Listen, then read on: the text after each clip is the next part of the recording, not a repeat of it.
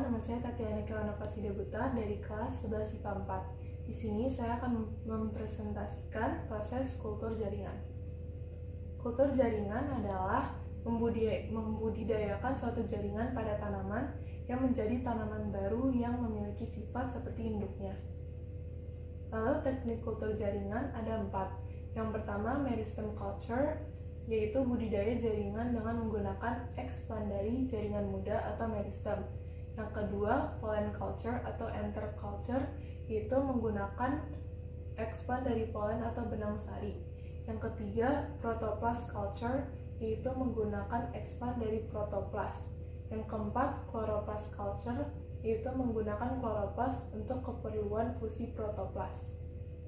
Lalu tahapan proses kultur jaringan. Yang pertama adalah pembuatan media, yaitu media yang biasa digunakan untuk kultur jaringan adalah garam, mineral, vitamin, dan hormon. Terkadang dibutuhkan juga bahan-bahan seperti agar, gula, arang, dan beberapa jenis bahan organik lain. Lalu yang kedua ada inisiasi. Inisiasi ini adalah pengambilan expand dari salah satu bagian tumbuhan yang mau kita kembangbiakan.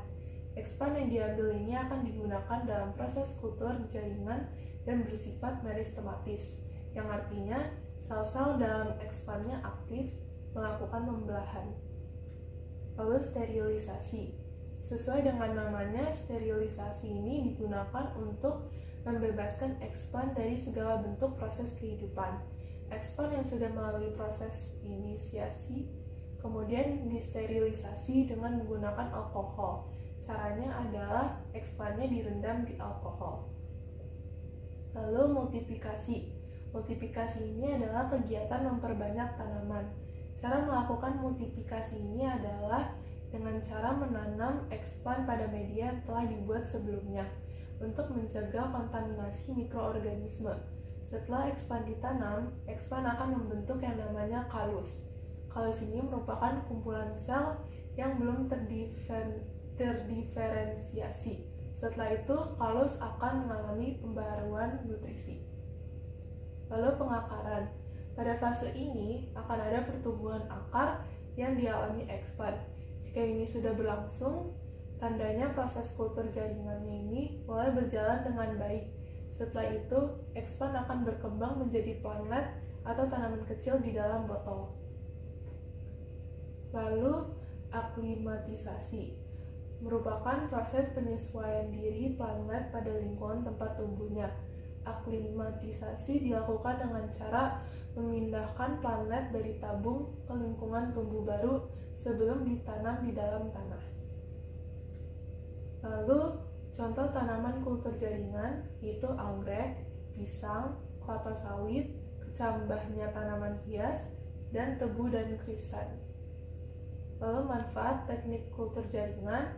Yang pertama, untuk dapat menghasilkan tanaman yang berjumlah sangat besar dalam waktu singkat dengan memiliki sifat dan kualitas sama dengan induknya. Lalu yang kedua, mendapatkan tanaman yang bebas terhadap dari jenis virus dan segala penyakit yang menyerang. Yang ketiga, bisa menciptakan varietas yang baru, yakni dengan cara menggabungkan plasma dari sel-sel yang berbeda dalam satu spesies, kemudian menumbuhkannya melalui kultur jaringan. Yang keempat, melestarikan jenis tanaman yang hampir punah dengan mempertahankan keaslian sifat-sifat tanaman. Lalu keuntungan kultur jaringan. Yang pertama, pengadaan bibit tidak tergantung musim. Yang kedua, bibit dapat diproduksi dalam jumlah banyak dengan waktu yang relatif lebih cepat. Dari satu mata tunas yang sudah respon dalam 1 tahun dapat dihasilkan minimal 10.000 plantlet atau bibit. Yang ketiga, bibit yang dihasilkan seragam. Yang keempat, bibit yang dihasilkan bebas penyakit atau menggunakan organ tertentu. Yang kelima, biaya pengangkutan bibit relatif lebih murah dan mudah.